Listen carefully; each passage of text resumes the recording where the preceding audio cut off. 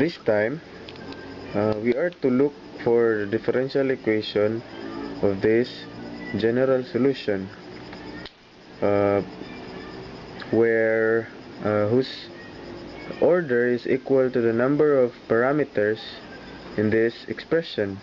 So since we have the parameters a, b, c, and d, we would expect that the differential equation should be in the form of y to the fourth derivation. So first, from this equation we will divide y, of course. So y prime is equal to a e to the x plus b over x plus c. Again, we are to look for the differential equation the fourth order. So since this is the first, we again derive this equation. So y double prime is equal to a e to the x minus b over x squared. Moving on, again we derive this equation.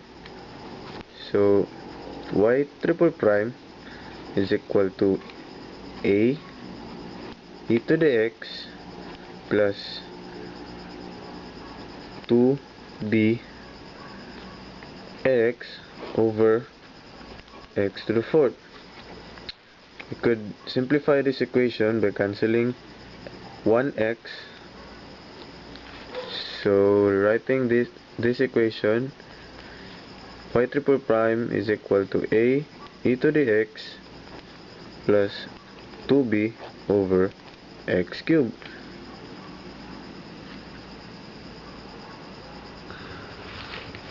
Lastly,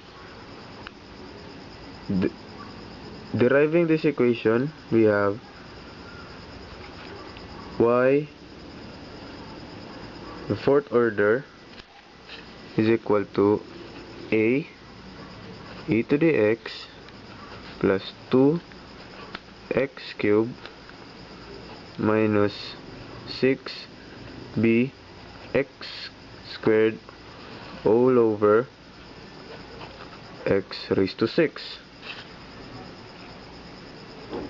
So simplifying this equation,